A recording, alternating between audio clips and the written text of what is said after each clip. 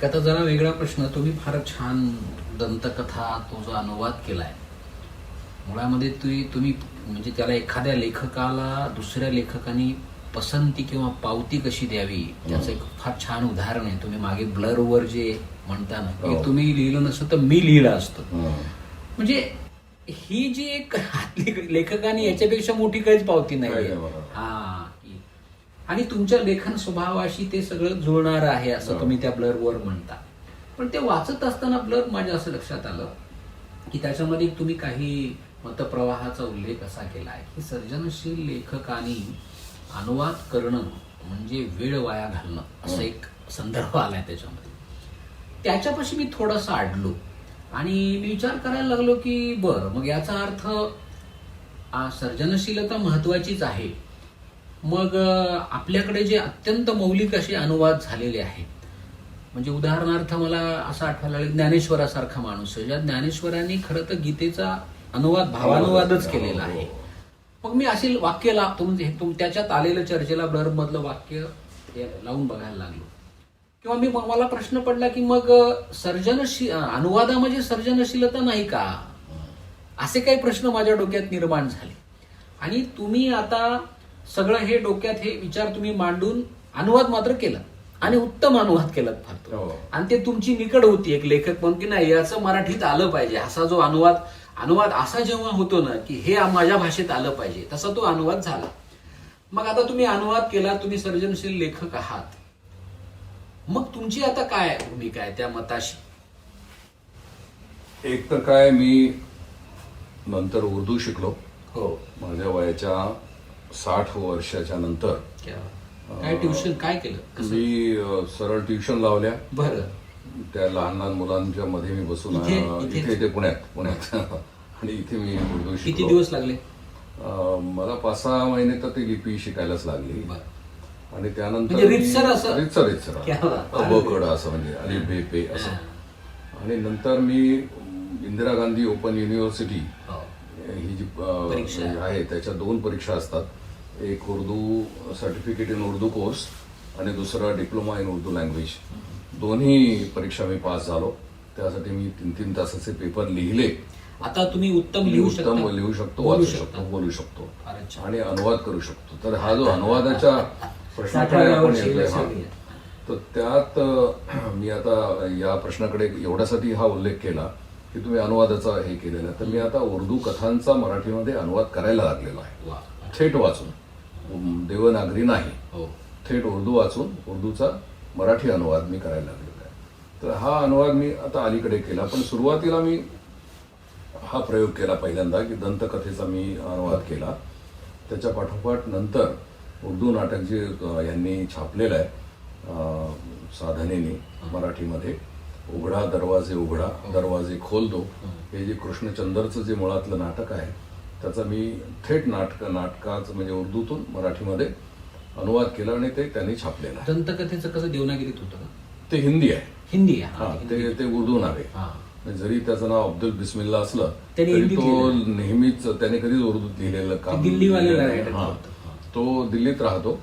त्याला मी विचारलं की तुम्ही काय उर्दू वगैरे लिहिलंय का, मला सांगा. तो म्हणाला मी उर्दू कधीच लिहिलं नाही, मी देवनागरीतून आणि हिंदीतूनच लिहिलेलं आहे.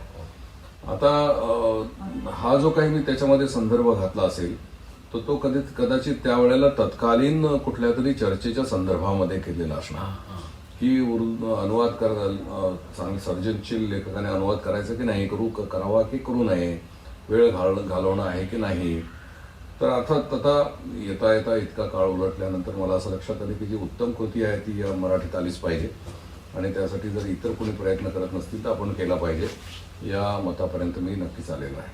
त्याही वेळेला कदाचित त्या मनात माझ्या शंका असणार आहे की आपण वेळ घालवायचा म्हणजे वेगळं स्वतंत्र काही लिहायचं की काय लिहू नये. पण तरी देखील मी अनुवाद केला, त्यांना पाठवला. त्याची नंतर पुस्तकं सुद्धा झाली.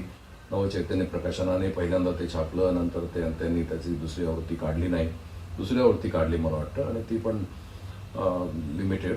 आणि आता ही यांनी 3री आवृत्ती साधनेने काढलेली आहे. त्यांच्याशी माझा संवाद अजून देखील आहे आणि इतर भाषातल्या लेखकांशी पण असतो, उर्दूमध्ये लिहिणाऱ्या. आता अनुवाद ही गोष्ट काय आहे त्याचा अनुभव मी आता घेतोय. कारण जेव्हा माझ्या कथा ह्या अन्य भाषांमध्ये जातात, जसं आता केरळमधून मला जो रिस्पॉन्स मिळतो, कारण तिथे 100% लिटरसी आहे, आणि इंग्रजीमध्ये जेव्हा माझी कथा अनुवाद होते त्यावेळेला जॉन आणि अंजीर पक्षी ही जी माझा पहिला संग्रह आहे, आणि त्यातली याच नावाची जी कथा आहे विजय दिवाणने केलेला होता, आणि तो थेट तिकडे वाचला गेला. आणि त्याच्याबद्दल त्या लोकांनी की असं नाही आहे आमच्याकडे, हे तर काय खूपच वेगळं आहे, काही छान आहे असं वगैरे, या पद्धतीने मी तिकडे जोडलं गेलो. चंद्रकांत पोकळे यांनी 2 मित्राचाही अनुवाद केला, त्यानंतर त्यांनी राहीच्या स्वप्नांचा उलगडा त्याचाही केला. आता ते याचा अनुवाद करतायत, इश्काचा जहरी प्याला, आणि त्यांनी आणखीन एक कथा त्याच्यात जोडून घेऊन ते स्वतंत्र पुस्तक रूपानेच ते करतायत. इश्काच्या जहरी प्यालाला त्यांनी ट्रीटमेंटच लघु कादंबरीची दिलेली आहे, लघु कादंबरी म्हणून ते छापतायत. आपण इकडे ती दीर्घ कथा म्हणून छापली, त्यामुळे त्याच्यात काही बदल करावा आणि अजूनही ती लघु कादंबरीच्या स्वरूपात मराठीमध्ये यावी, प्रकाशित करावं, असं अनेकांचं म्हणणं देखील आहे. मी त्या दृष्टीने प्रयत्न करतोय. पण मी सांगत होतो की अनुवादाची ताकद काय आहे, तर लेखक हा सीमा पार होतो, मराठीच्या बाहेर जातो, महाराष्ट्राच्या बाहेर जातो, अन्य भाषांमध्ये जातो, आणि तिथून त्याला जी काही शक्ती प्राप्त होते, जी काही त्याला प्रशंसा प्राप्त होते, किंवा त्याला जे कॉमेंट्स मिळतात, त्यामुळे त्या लेखकाचं असं लक्षात येतं की आपले म्हणजे आकाश किती मोठं आहे, आणि आपल्याला आणखीन किती भरारी मारता येते, किती लांब दूर जाता येतं. सीमित राहत नाही तो, म्हणजे एका डबक्यात राहिल्यासारखं आणि तिथल्या तिथेच फिरत राहायचं असं त्याचं राहत नाही विश्व. ते विश्व जास्त विस्तारित झालेलं असतं, क्षितिज वाढलेलं, मोकळं झालेलं असतं. तर ही ताकद त्या अनुवादाची आहे. त्यामुळे अनुवाद हा काही सर्जनशील लेखकासाठी प्रकार नाही आहे असं काही माझं मत त्याही वेळेला नव्हतं, जरी मी त्याच्यामध्ये काही स्टेटमेंट केलेलं असलं तरी, आणि आता तर ते नक्कीच नाही आहे. दुसरं एक मी विलास खोलेंचं निरीक्षण वाचलं, आणि त्यांनी असं म्हणलं की सासणे यांची कथन रीत जी आहे ती रीतच अशी आहे की ज्यामुळे कथेत एक प्रकारचं रहस्य तयार होतं, आणि त्यांनी कथन रीतीलाच जबाबदार धरलंय की त्याच्यामुळे रहस्य निर्माण होतं. तर ह्या निरीक्षणाकडे तुम्ही कसं पाहता, म्हणजे तुमच्या पॉइंट ऑफ व्ह्यू? ते शब्दशः तसं खरं नसावं ते, कारण निरीक्षण म्हणजे जे कथेची शैली आणि मांडणीचा प्रकार यातून रहस्य निर्माण होतं असं अभिप्रेत नाहीये लेखकाला. तेच म्हणूनच लेखक या नात्याने मी असं बघतो की मानवी जीवनामध्येच काही रहस्यमयता दडलेली आहे, आणि ती सूक्ष्म आहे. तर ही रहस्यमयता लेखकाने कशी उलगडून दाखवलेली आहे. उलगडत तर नसतेच, नाही तर ते रहस्यच राहणार नाही. ते कूट आहे, आणि त्या कूटाचं उत्तर अजून लेखकाला सापडलेलं नसतं, आणि कदाचित सापडणार नसतं. तो काही सुखाचे मूलमंत्र शोधण्याचा प्रयत्न तो जरूर करेल, जसं मी देखील केलेला आहे काही अंशी. पण ते काही लेखकाचं काम नाही, आणि लेखकावरती जबाबदारी देखील कोणी टाकू नये की नैतिकता म्हणजे काय आणि कोणत्या पद्धतीने जगल्यामुळे माणूस सुखी होतो हे शोधण्याचा प्रयत्न त्याने करू नये. पण काही इंडिकेशन्स तुम्ही देऊ शकता, जे आता उत्तर आधुनिक साहित्यामधून तो विचार यायला लागलेला आहे की विश्वकल्याणात्मकता आपण जर शोधायची असेल तर ती साहित्यातून का शोधू नये, आणि त्यासाठी म्हणून तुम्ही काही सूत्र का देऊ नयेत. मग तसं आपल्याकडे जे सुरुवातीला प्रबोधनपर जे लेखन झालेलं आहे त्याकडे पुन्हा एकदा हे इंडिकेट केलं जात आहे की माणसाच्या कल्याणाचा विचार जर तुम्ही करत असाल तर ते साहित्याचं मोठं असं काम आहे, असं मान्यता बाहेर मिळायला लागलेली आहे. आपल्याकडे त्याची सुरुवातीला झालीच होती. नंतर मात्र आपण सामाजिकतेकडे गेलो, नंतर आपण गुंतागुंतीच्या जीवन पद्धतीकडे गेलो, व्यामिश्रतेकडे गेलो, आणि पुढे आपण साहित्यावरची जबाबदारी झटकून टाकली, आणि आपण तो जे काही नैतिकतेचा धागा जोडणारा जो काही एक सेतू होता तो तोडूनच टाकला, आणि आपण असं म्हटलंय की साहित्यावरची जबाबदारी टाकू नये. तर हे आपण जरी मोकळं असं स्वतःला करून घेतलेलं असलं तरी लेखकाला सर्वस्वी अशी जबाबदारी झटकता येत नाही. त्यामुळे कधी कधी तुम्हाला काही इंडिकेशन द्यावे लागतात की काय केल्यामुळे माणूस सुखी राहू शकेल किंवा काय केल्यामुळे चांगली जीवन पद्धती कशी पुढे येऊ शकते याच्यावर विचार लेखकाला करता येणं शक्य असतं त्याला. आणि त्याला शक्य झालं तर त्याने करावं, कारण त्याची स्वतःची प्रतिभा किती उंचीची आहे आणि तो किती मोठी भरारी घेऊ शकतो यावर ते अवलंबून आहे. नसता त्याने निदान माणसाचं दुःख काय आहे इतपत ते शोध घेण्याचा प्रयत्न केला तरी पुष्कळ झालेला आहे. आता इथे तुम्ही रहस्याबद्दल विचारलेलं आहे आणि त्यांनी प्रस्तावनाकारांनी असं म्हटलेलं आहे, स्टेटमेंट केलेलं आहे की यांच्या निवेदन पद्धतीमुळे कथेमध्ये रहस्य निर्माण होतं. कथन रीतच अशी आहे की ज्यामुळे रहस्य निर्माण होतं. सर्वस्वी असं आहे असं म्हणता येत नाही, जरी त्यांच्या मताचा आपण आदर केला तरी. पण एक नक्की आहे की रहस्य हा शब्द आपल्याकडे तसा एका अर्थानं बदनाम झालेला आहे. रहस्यकथा म्हटली की जुन्या लोकांना बाबूराव आंबेडकर आठवणार, त्यानंतर मग आपल्याला रहस्य म्हणजे डिटेक्टिव्ह स्टोरीज आठवणार, मग कोणी काय लिहिलंय या पद्धतीनं आठवणार. आणि तिथून ती जी परंपरा आपण जर शोधायची प्रयत्न केला तर तो नंतर हळूहळू येऊन मग भयकथांकडे आणि यांच्याकडे येऊन ती मतकरींपर्यंत तो सगळा प्रवास येऊन थांबतो, हे आपल्या सगळ्यांना माहिती आहे. तेव्हा या परंपरेमध्ये माझ्या कथा ह्या निश्चितपणे नाहीत. त्यामुळे त्यात ना रहस्यकथा आहेत, ना भयकथा आहेत, ना गूढकथा आहेत. एका विद्यार्थ्याने PhD करत असताना तसं त्याला अभिप्रेत जरी नसलं तरी त्यांनी शीर्षकामध्ये या गूढकथा आहेत असं म्हटलं, त्या थिसिसलाच नाव दिलेलं आहे. त्यामुळे मी थोडासा नाराज झालो. तो म्हटलं, अरे तू कथाकार जर मला म्हणत असशील तर मग माझं आणि मतकरींचं नातं काय आहे, माझं आणि द. खांबेटेंचं नातं काय आहे, आणि आणखीन ते आपले पुण्यातले धारपांशी नारायण धारवांचं नातं माझं काय आहे, मी त्या पठडीतला त्या स्कूलचा वाटतो का, आणि माझ्या कथा त्या पद्धतीच्या आहेत का.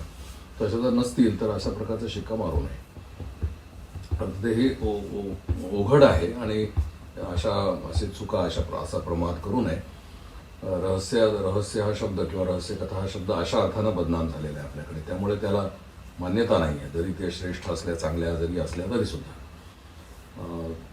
माझ्या कथांमध्ये जे रहस्य निर्माण होतं ते रहस्याच्या साठी म्हणून येत नाही, विशेषतः मनोरंजन आणि बुद्धिरंजनासाठी येत नाही. तर ते रहस्य निश्चितपणे जीवन पद्धतीतून बाहेर आलेलं एक अनोखं असं कोडं आहे. तर ते आपण जर तपासून घेतलं पाहिजे तरच त्या रहस्यातलाचा उलगडा आपल्याला नीट होऊ शकतो.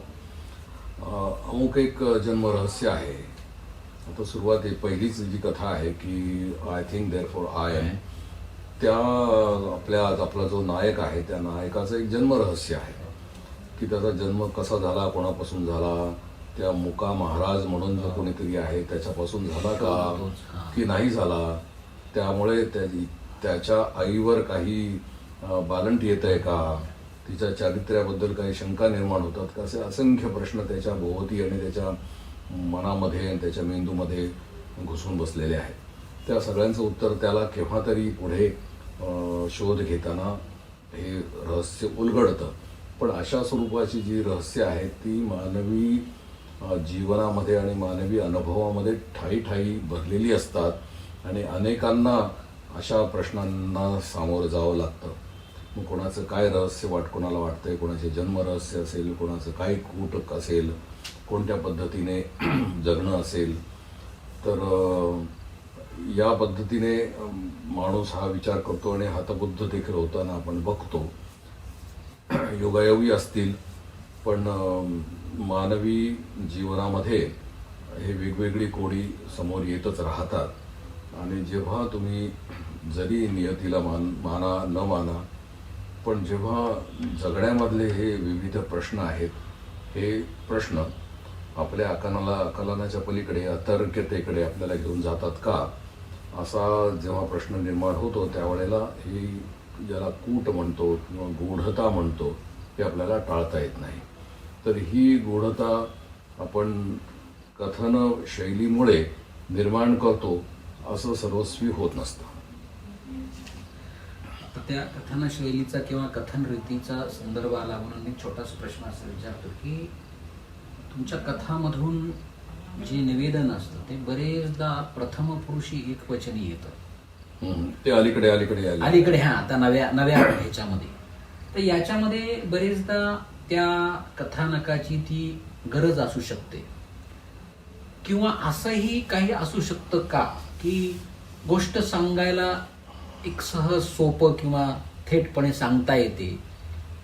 म्हणजे तुमचं नेमकं काय असतं हे तुम्ही जेव्हा अशा प्रकारची कथन रीत निवडता की तुम्ही प्रथम पुरुष एक वर्षी तो स्वतः सांगायला जेव्हा लागतो ती का निवडली? ती एक सोय आहे. ती सोय हा. अशा अर्थानं आहे की जेव्हा माणसं जेव्हा सांगतात की अरे आम्ही तिथे राहत होतो बरं का, हा. त्या आमच्या घराजवळ असं एक पिंपळाचं झाड होतं, समोरच नदी होती, ऑथेंटिसिटी. तिथे एक मंदिर होतं, मग तिथे आम्ही लहानपणी जायचो, आमचे शेजारी आमचे मामा राहत होते, तिथे वाडा होता. हे जे अशा पद्धतीने माणसं जेव्हा सांगायला लागतात तेव्हा त्यात एक ओघ निर्माण होतो आणि त्या ओघामध्ये तुम्ही ताबडतोब ऐकायला लागता आणि तुम्ही खेचले जाऊ लागता. तेव्हा हा जो एक तंत्राचा आणि मांडणीचा एक प्रकार आहे, हा एक भाग झाला. दुसरा असं तुम्ही म्हणता ते बरोबर आहे की त्यामुळे तुम्हाला थेट त्या कथनाशी तुम्हाला स्वतःला जोडून घेता येतं. पण त्याच्यामध्ये 2-3 पर्याय असतात आणि 2-3 भाग त्याच्यामध्ये येतात. एक म्हणजे मर्यादा येते, कारण तुम्ही जे बघता तेच तुम्ही सांगता आणि जे तुम्ही बघत नाही ते तुम्ही सांगू शकत नाही, कारण त्या ठिकाणी तुम्ही त्यावेळेला उपस्थित नसता. म्हणून त्रयस्थ म्हणून लिहित असताना लेखकाला ही लिबर्टी घेता येते की तो याचीही कथा लिहितो, सांगतो आणि त्याचीही कथा सांगतो. आणि तो त्याच वेळेला म्हणतो की श्याम इथे सकाळी उठला होता, त्याने असं असं केलं, त्याने फोन केला रामला आणि मग राम त्यावेळेला झोपला होता, त्यावेळेला तो उठला, त्यावेळेला त्याच्या घराचं वर्णन सुद्धा तो करू शकतो.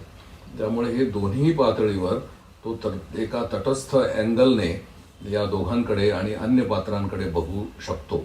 तर हे मांडण्याचं जे काही कसब आहे, ती कसब एक कॅमेरा निर्माण करायचा आणि तो वेगवेगळ्या पात्रांवर फोकस करायचा आणि त्यातून सगळे बारकावे टिपत राहायचे, हा एक शैलीचा प्रकार आहे. आणि दुसरा शैलीचा प्रकार आहे की मी काय पाहिलं आणि मी काय केलं, मी माझं नाव अमुक, मी काय काय बघितलं ते. त्यामुळे माझं जे काही श्रवण आहे, माझं जे निरीक्षण आहे त्याच्याशी मर्यादित आणि माझे विचार आणि माझे संस्कार याच्या मर्यादेमध्ये राहून मी ती कथा सांगतो. तर याच्यात कधी कधी प्रयोग करता येतात, कधी गमती होतात, कधी अडचणी पण निर्माण होतात. ज्या नायकाला बोलता येत नाही तो तुमचा जर नायक असेल तर तो कधीच बोलणार नाही. आणि तो जर बोलणारच नाही तर त्याच्याकडून काही संवादच व्यक्त होणार नाहीत, प्रकट होणार नाही. पण इतर पात्र येतात आणि त्याच्याशी बोलतात, पण तो ऐकतो आहे. तर त्याची होणारी कोंडी सगळी सर्वस्वी की त्याला काहीतरी बोलायचंय परंतु त ब ब ब ब या भाषेतच तो बोलतोय. तर ही मोठी अडचण निर्माण होते. पण हे प्रचंड आव्हान मला तिथे घ्यावं लागलं की माझा नायक हा बोलू शकत नाही, पण तरी त्याच्या मनात प्रचंड वादळ निर्माण झालेलं आहे आणि ते वादळ मला मांडायचं आहे, तर मी कसं मांडणार. तेव्हा हे आव्हान मी बऱ्यापैकी पेललं. तर हा त्यातला एक टेक्निकचा भाग येतो, प्रयोगशीलतेचाही भाग त्याच्यामध्ये येतो. पण अन्य कथा ज्या आहेत की मी इकडे गेलो, तर ती जी सगळी पात्र आहेत ती आता तुम्ही म्हणता तसं ते वयस्क आहेत. ती मंडळी विशिष्ट वय पार पडल्यानंतर 60ची 70ची अशी ही मंडळी आहे आणि पक्व झालेली आहेत, जीवन बघितलेलं आहे आणि अनेक अनुभवातून गेलेली ही मंडळी आहेत आणि ती हळूहळू एक कथा सांगतायत. तर मला त्याच्यातून असं सांगायचं की या मंडळींना काहीतरी महत्वाचं सांगायचं. इतक्या वर्षाच्या अनुभवातून त्यांनी काहीतरी बघितलेलं आहे, काहीतरी ऐकलेलं आहे आणि त्यांना काहीतरी थेट सांगायचं, तर ते वाचकाला समजलं पाहिजे. म्हणून ती थेट सांगण्यासाठी म्हणून मी ती कथन पद्धती निवडत असतो कधी कधी. पण स्त्रीच्या भाषेतही मांडतो मी, पुरुषाच्याही भाषेत मांडतो आणि त्रयस्थ दृष्टिकोनातून तर आतापर्यंतच्या अनेक कथा लिहिलेल्याच आहेत. आपण थोडंसं आता जरा तुमच्या इतर लेखनाबद्दल बघूयात की तुम्ही बालसाहित्य पण लिहिलेलं आहे. पण मला असं वाटतं की आजकालचं जे बालसाहित्य म्हणजे माझ्याकडे काही दिवसापूर्वी एक निवृत्त झालेले असेच तालुक्याच्या गावानं औरंगाबादला स्थायिक झालेले गृहस्थ प्राध्यापक पण आले, व्यवस्थित पेन्शन आहे, सगळी मुलं अमेरिकेत, म्हणजे आर्थिक सुबत्ता आहे. आणि ते म्हणाले मला असं असं सर मला लेखन करायचं आता निवृत्तीमध्ये. म्हणलं चांगली गोष्ट आहे, सुरू करायचं लेखन. म्हणलं करा. काय लिहिता? ते म्हणले काय मस्त लहान पोरांसाठी लिहू. म्हणलं आधी लिहिलंय का काही? म्हणले नाही हो. मला जरा आश्चर्य वाटलं. म्हणलं लहान मुलांसाठीच काय लिहायचं? ते म्हणले त्याला काय मस्त पुस्तकं काढू लहान. म्हणलं काय लिहिणार लहान मुलांसाठी? काहीतरी कविता लिहू.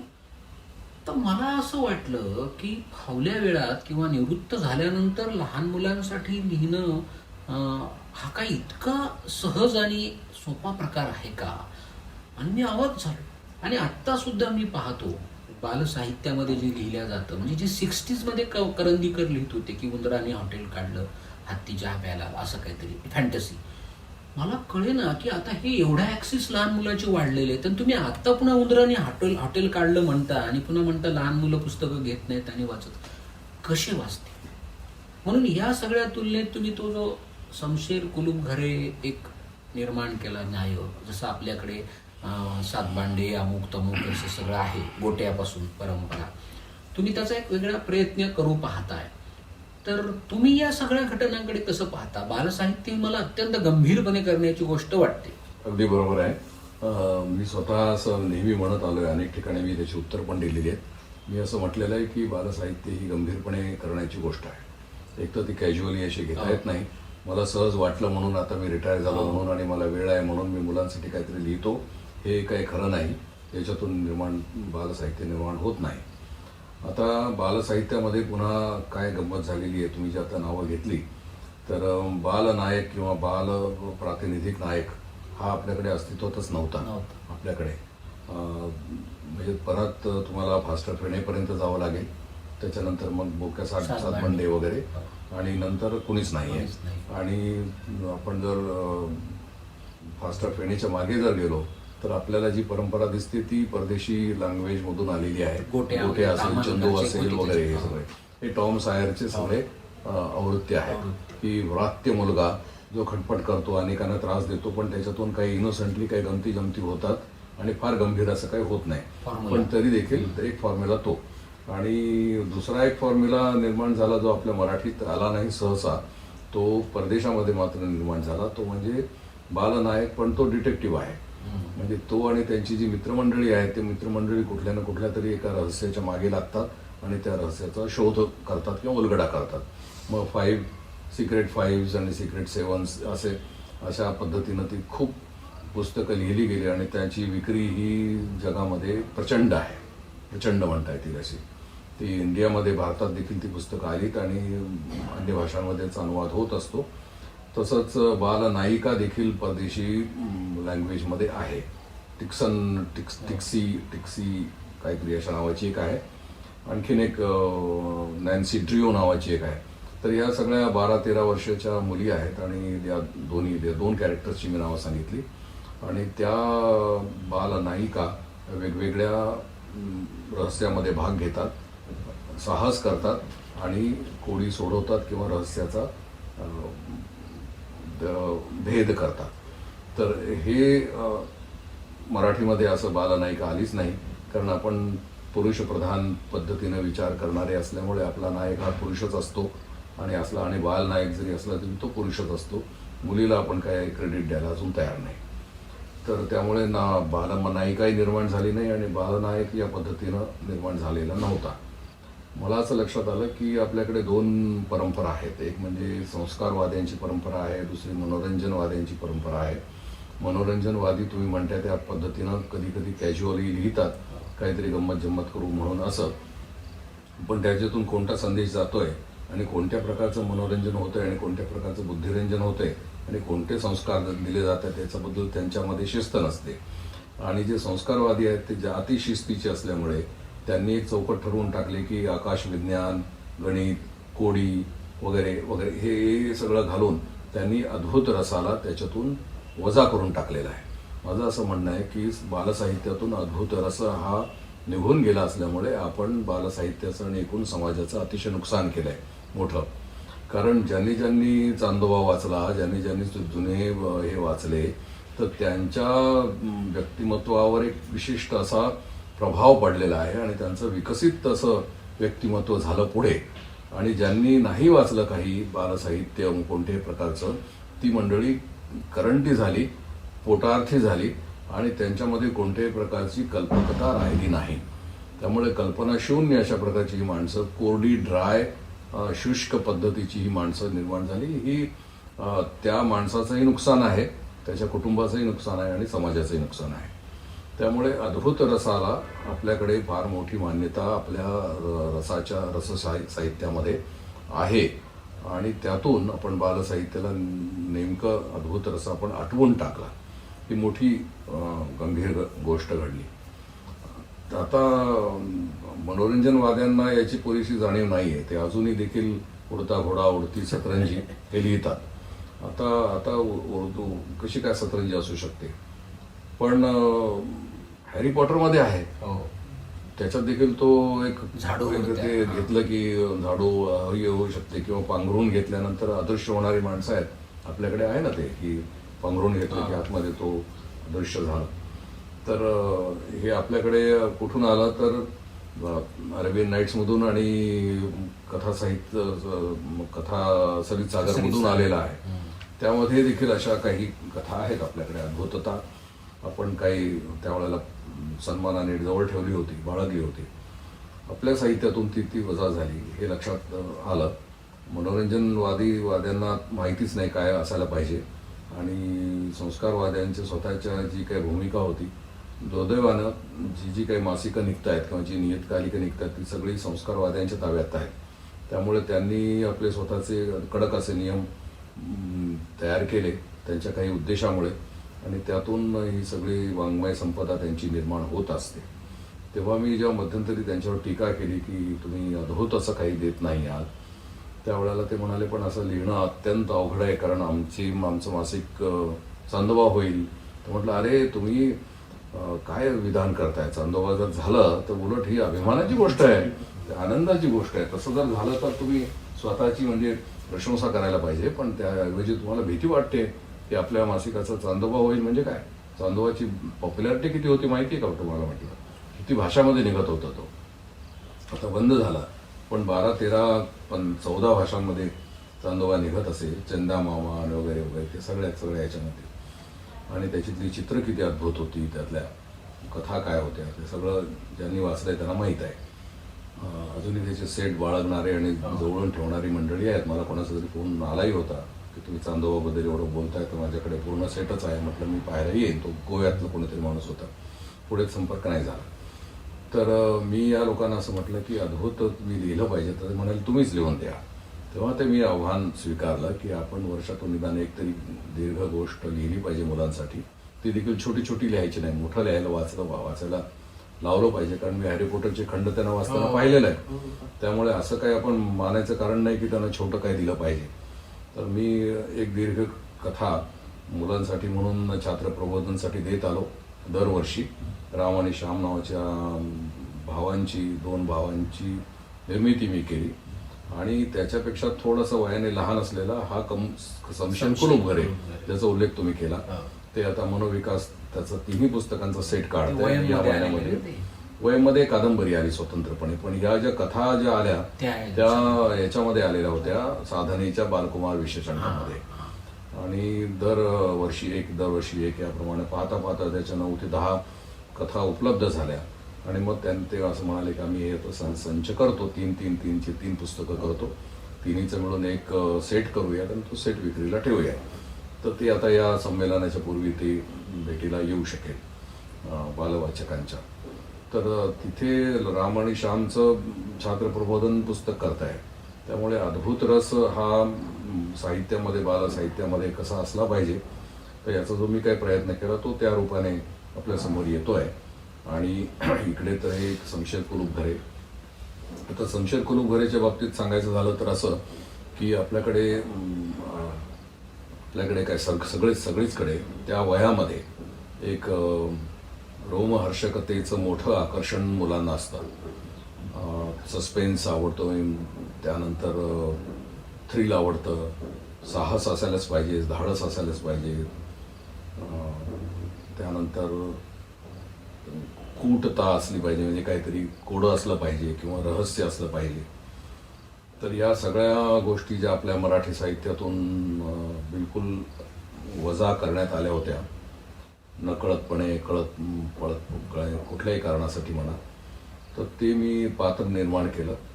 समशेर कुलूप घरे अशा अर्थानं, म्हणजे शेरलॉक होम्सच्या नावावरून ते बेतलेलं नाव आहे. त्यामुळे त्याचे मित्र त्याला शेरलॉक असंच टोपण नावाने कधी कधी लाडाने हाक मारतात. तर हा जो शेरलॉक आहे हा बुद्धिमान असा मुलगा आहे आणि तो कोडं सोडवतो आणि वेगवेगळ्या साहसामध्ये भाग घेतो आणि तो आणि त्याची मित्रमंडळी वेगवेगळ्या प्रकरणामध्ये त्या गोष्टी कशा अशा प्रकारच्या अनेक गोष्टी मी लिहिल्या, 10-12 तरी लिहिल्या असतील. त्यातल्या 9चा हा संच आता आपल्यासमोर येतोय. तर मला त्याचा अनुभव आता आला तो फार विलक्षण आलेला आहे, कारण मला लक्षात आलं की मुलांना याची गरज आहे, तहान आहे, भूक आहे अशा प्रकारच्या कॅरेक्टर्सची, आणि ते त्या स्वतःला त्याच्याशी म्हणजे शमशेरशी जोडून घ्यायला लागले, तादात्म्य पावायला लागले आणि आपलाच आहे हा, आपल्यातूनच आलेला आहे. आणि मग त्यासाठी मला जे ईमेल येत आहेत, ते फोन किंवा पत्र येत आहेत, तर सगळा संच मी प्रकाशकांना दिलेला आहे. मग याच्यावरून तुमच्या लक्षात येईल की याची पॉप्युलॅरिटी किती आहे. तेव्हा त्यांना थोडंसं आणखीन असं वाटलं की आपण याचं पुस्तक केलं पाहिजे. तर त्या पात्राची खूप आवश्यकता होती. पण म्हणून मी बालसाहित्यिक आहे आणि मग मी त्या पद्धतीने लिहितो वगैरे अशा प्रकारचा माझा दावा नाही आहे. माझं म्हणणं असं होतं की ही गरज होती, ही पोकळी होती, ती आपण भरून काढली पाहिजे. एक अद्भुत रस कसा आपल्याला मराठीमध्ये आणता येईल तो मी राम आणि श्याम या पात्रांच्या रूपाने आणला. आणि रहस्य आणि रोमांच कसं आपल्याला देता येईल मराठीमध्ये ते पाहण्यासाठी म्हणून समशेर कुलूप घरे या पात्राच्या रूपाने तो आणलेला आहे. तेव्हा मुलांच्या मर्यादित विश्वामध्ये जे जे काही बसू शकतं ते याच्यात आणलेलं आहे. ते रहस्य कथेमध्ये जे असतं अदरवाईज तर ते याच्यात अर्थातच नाही आहे. म्हणजे त्याच्यामध्ये व्हायलन्स नाही, सेक्स नाही, अमुक नाही, मारामाऱ्या नाही, मोठ्या गुंडांच्या टोळ्या वगैरे असला प्रकार नाही आहे. तर छोटी मोठी कोडी आहेत आणि ती मुलं कशी सोडवतात रंजक पद्धतीने हे मी मांडलेलं आहे. तर ह्या 2 पात्रांच्या निर्मितीच्या पाठीमागे हे असं कारण आहे आणि हे मला वाटतं यशस्वी होईल यात काही शंका नाही. आपण समारोपात येऊया. 1-2 प्रश्न आहेत शेवटचे. त्यापैकी एक प्रश्न मला तुमच्या नाट्यलेखनाबद्दल आहे, तो मी माझ्या प्रबंधात सुद्धा मांडलेला आहे की मला हे मान्य आहे की नाट्यलेखन म्हणजे हे नाटक हे संहिता ही प्रयोगाशिवाय तिला पूर्णत्व येत नसतं किंवा ती एक प्रयोगसिद्ध कला आहे असं आपण म्हणतो, समूह कला आहे, टीम वर्क आहे असं आपण म्हणतो. असं असलं तरी तुमची नाटकं जी आहेत ती बऱ्यापैकी स्पर्धेकरता लिहिल्या गेलेली आहेत. त्यामुळं तुमच्या दीर्घकथेचा मी प्रवास ज्या पद्धतीने पाहतो, म्हणजे आता दाट काळा पाऊसपर्यंत जे मी पाहतोय, पण त्याच्यानंतर नाट्य रूपांतर होणं वगैरे बाजूला, पण तुमचं नाटक त्या पद्धतीनं पुढे गेलं नाही का असं मला वाटतं. तर तुम्ही फार नाटकाकडे जरा लक्ष दिलं नाही काय? हे खरं आहे की नाटकाच्या लेखनामध्ये मी सातत्य ठेवलेलं नाही. ज्या वेळेला मी नाटकं लिहिली, साधारणपणे 4-5-6 नाटकं मी लिहिली, त्यातली 3 पुस्तक रूपाने उपलब्ध आहेत आणि त्याचा आता भारत सासणे यांची 3 नाटके अशा शीर्षकांतर्गत दिलीप राज प्रकाशन ते प्रकाशित करते. तर कारण ती उपलब्ध आहेत म्हणून, बाकीची उपलब्ध नसती. पण ती मी स्पर्धेसाठी लिहिली, काही लोकांच्यासाठी लिहिली, त्यांच्या आग्रहासाठी लिहिली आणि ज्या वेळेला त्यांचा आग्रह बंद झाला, भोवताली अशा प्रकारचं वातावरण राहिलं नाही, ग्रुप राहिला नाही, त्यावेळेला आपोआपच नाट्यलेखनाचं एकूण प्रवास हा थांबलेला आहे. परंतु एकांकिका मी लिहिल्या, एकांकिका लिहित आलो. मध्ये मीच हा प्रश्न उपस्थित केला होता की नाटक हे स्वांत सुखाय लिहिता येतं का? एखादी कविता तुम्हाला स्वांत सुखाय लिहिता येते, तुम्ही एका बेटावर बंदिस्त आहात, एकटेच आहात, तरी देखील तुम्ही स्वतःसाठी कविता लिहू शकाल, परंतु तुम्ही नाटक लिहू शकाल का? हा प्रश्न मी मुद्दाम एक बौद्धिक क्रीडा अशा अर्थानं समीक्षकांना विचारला होता. आणि काही समीक्षकांनी मला सांगितलं की ही समूह कला असल्यामुळे तुम्ही एकांतामध्ये स्वांत सुखाय नाटक नाही लिहू शकत, आणि काहींचं मत होतं की होय लिहू शकता, कारण हा मानस रंगमंच आहे आणि जे जे काही घडेल उद्या त्याचे प्रयोग होतील न होतील, पण तुम्ही नाटक म्हणून जो काही एक फॉर्म निवडलेला आहे त्याच्यामध्ये तुम्ही नक्कीच निर्मिती करू शकता. ही दोन्ही प्रकारची उत्तरं मिळालेली आहेत. त्यामुळे मी काही एकांकिकाही लिहिल्या, त्याचे प्रयोग होतील न होतील याचा विचार न करता त्याचा वेगळा संग्रह प्रकाशित झालेला आहे, स्वरांत आणि इतर एकांकिका अशा नावाने. त्याचे काही प्रयोग झाले, काही होत आहेत त्याचा. परंतु तुम्ही म्हणता तो मुद्दा बरोबर आहे की कथेला एक कन्सिस्टन्सी आहे, एक क्रम आहे आणि एक विकास आहे. कथेकडून मी दीर्घकथेकडे गेलो, कादंबरी त्याच वेळेला लिहिलेली आहे, 2 मित्र त्यावेळेस वेळी लिहिली, राहीच्या स्वप्नांचा उलगडा लिहिली, या पद्धतीनं किंवा सर्प दूर तेथे दूर तेव्हासारखा लिहिलेला आहे. तर या दीर्घकथा आणि लघु कादंबरी याच्यामधला काही प्रयोग करून बघितला. असा एका बाजूने विकास चालू असताना नाटकाची गती मात्र थंडावलेली आहे. पण अजून देखील मी नाटक लिहावं असं मला देखील वाटत असतं आणि इतरांना देखील वाटत असतं. त्यामुळे केव्हा तरी मी पुन्हा नाटकाकडे वळणारच आहे.